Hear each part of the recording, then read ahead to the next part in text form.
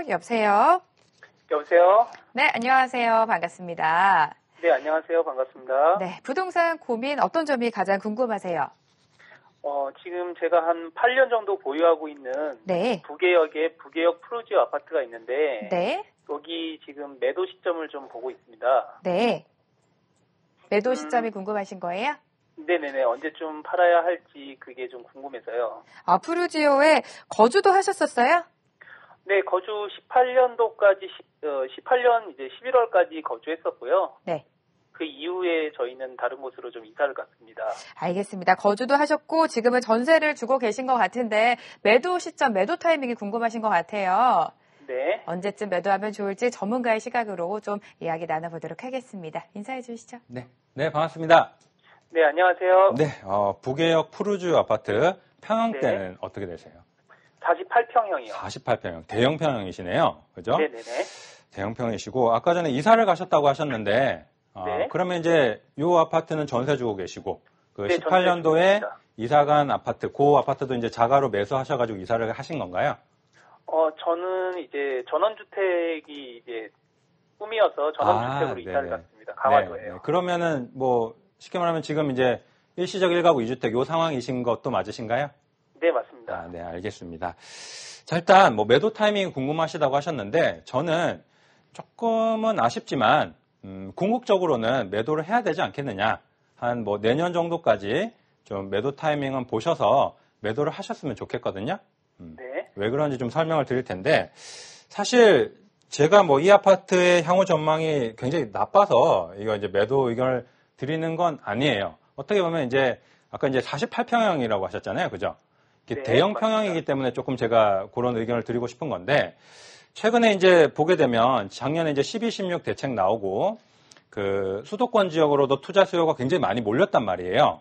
그래서 이제 처음에는 뭐 동남권, 수원, 뭐 용인, 성남 이쪽으로 이제 많이 몰렸었고 이제 2월 말에 조정 대상 지역이 추가로 지정이 되니까 뭐 인천 쪽이든 안산 쪽이든 뭐 파주, 뭐 의정부 뭐 굉장히 수도권 지역 전역으로 광범위하게 투자 수요가 이제 많이 들어오고 있는 상황인데 자 그러다 보니까 사실은 우리 아파트도 어느 정도 이제 가격이 단기적으로 상승할 수 있는 이런 좀 좋은 여건을 맞이하고 있는 게 아닌가 이렇게 생각이 된단 말이에요. 그러면 어느 정도 이제 단기적으로 가격이 상승할 수 있다는 얘기인데 어떤 측면에서 이제 가격 상승이 좀 기대가 되느냐 이런 부분을 좀 먼저 짚어드리면 일단 이 아파트의 어떤 장점에 대해서 먼저 좀 말씀을 드리면 이런 겁니다. 일단 방금 전에도 말씀드렸지만 어쨌든 여기는 우리 아파트는 여기 이제 부계역 인근에 여기 있고요. 네. 일단 비규제 지역이라는 거, 그죠? 방금 전에도 말씀드렸지만 사실 지금 투자를 한다면 굉장히 부담스러운 부분들이 많아요, 그죠? 네. 특히나 뭐 서울에 아파트를 가지고 계신 분들 입장에서 추가로 이제 투자를 한다고 했을 때 다주택자가 되는 것에 대해서 굉장히 부담스러운 부분이 많고 또 대출 규제나 이런 것도 생각할 게 많은데 비규제 지역이라면 조금 투자하시는 데 있어서 자유롭게 투자하실 수 있는 이런 여건이 된다는 얘기고 그 다음에 이제 두 번째로 비규제 지역이라고 사실 아무 때나 투자할 수는 없어요. 또 비규제 지역이라는 말이 또 말 그대로 해석하면 인기가 없는 지역이라는 얘기도 되기 때문에 사실은 아무 데나 투자할 수는 없고 조금 신중하게 하셔야 되는데 즉 무슨 얘기냐 어느 정도 확정적인 호재가 분명히 있어야 된다는 얘기입니다. 그냥 아무것도 없는 자리에 이제 투자해놓고 가격이 오르길 기다리는 것은 그렇게 썩 좋은 생각은 아니니까요. 그럼 이 지역은 어느 정도 확정적인 호재가 있느냐? 저는 그렇다고 생각을 합니다. 일단 부평역 쪽이 한정거장 가면 부평역 쪽인데 이쪽은 시간은 걸리겠지만 GTX 호재가 분명히 있고 또 우리 아파트 주변에 지금 한창 정비 사업이 진행이 되고 있죠.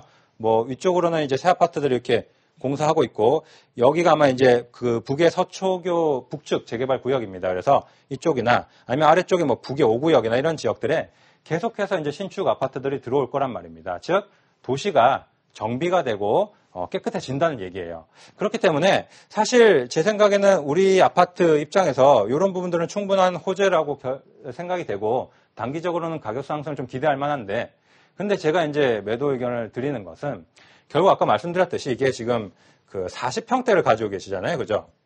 네. 제가 알고 있기로 이게 20, 30평형대는 가격이 많이 올랐어요. 이 아파트가.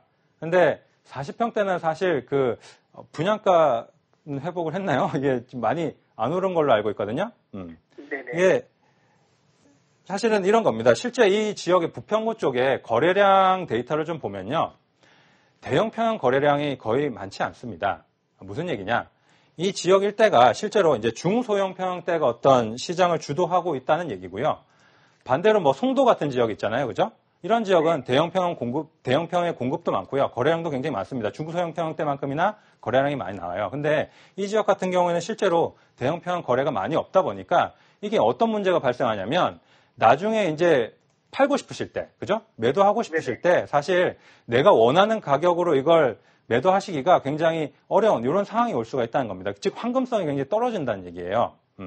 그래서 보통은 이제 뭐 20, 30평대 가격이 이렇게 오르면 40평대 대형 평수도 밀려서 가격이 올라가지 않나요? 이런 식으로 이제 기대를 할 수가 있는데 그거는 이제 어느 정도 충분히 거래량이 받쳐졌을 때 얘기가 아닌가 이렇게 생각이 되고 사실 실질적으로 이 지역은 어떤 대형 평형에 대한 수요가 굉장히 제한적이다 이렇게 봐야 되고 그렇다면 사실은 나중에 어느 정도 시간이 만약에 뭐 일시적 1가구 2주택 시간이 지나고 난 다음에 또 세금도 내야 되는데 내가 황금성을 좀 높이기 위해서 팔고 싶을 때 팔 수 없다면 그건 또 다른 문제가 또 발생하지 않겠느냐 이런 생각이 들고 또 뭐 그 시간에 차라리 매도를 하시고 다른 곳에 투자를 하시는 게 훨씬 더 효율이 좋지 않겠느냐 이런 생각도 듭니다. 그래서 저는 이거 일단 내년 정도까지는 매도하시면 좋겠다 이렇게 의견을 드릴게요.